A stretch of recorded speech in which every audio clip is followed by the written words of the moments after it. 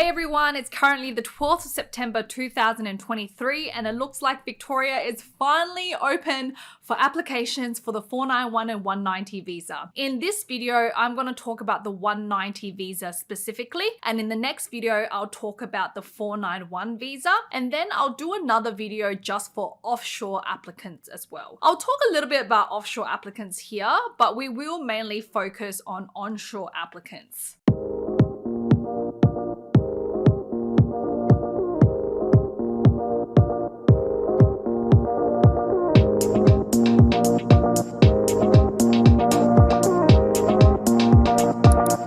So first of all, as an onshore applicant, you must be living in Victoria to apply. You can't apply if you're living in interstate. So that is the same requirements as last financial year. So let's have a look at some of the requirements and how you can be eligible for this visa. Also, if you do meet these requirements and you submitted a registration of interest last financial year and you still meet the same requirements this year, then you shouldn't need to relodge a registration of interest unless your situation has changed. So it looks like they're going to start selecting people this month, and they're going to close in early 2024, but the dates are yet to be confirmed. So let's see. All right, so first of all, you need to submit an expression of interest to be eligible. You need to meet the Department of Home Affairs requirements. So you need to be under 45 years of age, have at least competent English, and have a valid skills assessment in an eligible occupation. Now, there's no specific occupation list for Victoria. It just goes by whatever is on the Department of Home Affairs for the 190 visa. Now, these are the things they're going to look at when they're selecting the registration of interest. So first of all, they're going to look at an applicant's age. So obviously, time for migration is between 25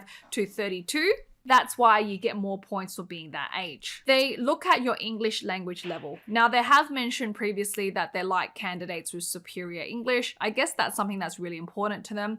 And looking back last year, I think most of our applicants who were invited had superior English. I don't remember many that had less unless they were in one of the priority occupations. They'll look at the education and occupation skill level. So what I think they mean here is they're going to prioritize people in skill level 1, obviously. So people have completed bachelor degrees and professional occupations. They look at the partner skill if it's applicable, and they will also consider your salary. So yes, last year, applicants who had a high salary were invited. So for example, if you're a software engineer and your salary was $100,000 or $120,000, you get invited pretty quickly. Now, they're going to prioritize these certain occupations. So people who are working in health, social services, IT, ICT, early childhood and secondary education teachers, advanced manufacturing, infrastructure, renewable energy, and for the 491 visa, they will prioritize people in hospitality and tourism. So I will talk a bit more about this in my 491 video. So when you complete your registration of interest as an onshore candidate, you'll be asked to put in your annual earnings. So it's very important that you get this right. Again, this year, it's quite similar to last year. So if they are assessing these the way that they did last year, if you enter this incorrectly, you're going to get a refusal. And last year they were banning people from reapplying for at least 6 months. Now, as I mentioned before, if you submitted a registration of interest in 2022-2023 financial year, you don't need to submit a new registration of interest if nothing has changed and you still meet the requirements. But for example,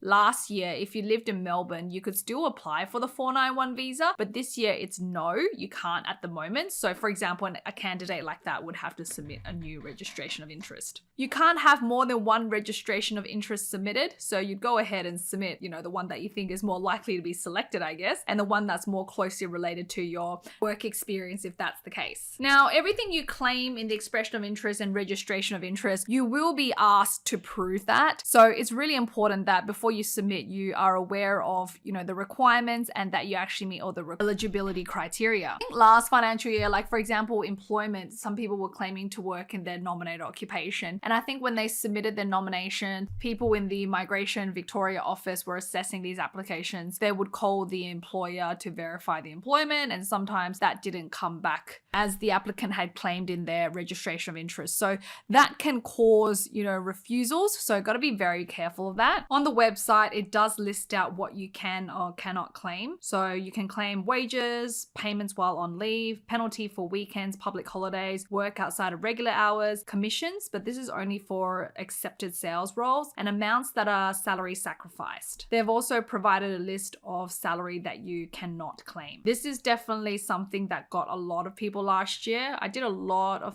consultations with people who came to me after their nomination was rejected. So this is pretty important. Okay, so in my next video, I'll do an in-depth discussion about the 491 visa and then for offshore applicants as well. As an offshore applicant, it's very different. You don't need to claim salaries and all that kind of stuff, but you will still need to submit a registration of interest and expression of interest as well. I hope that was helpful. Thank you so much for watching. Please don't forget to like and subscribe and share this video with people who need it. I'll see you guys in the next video.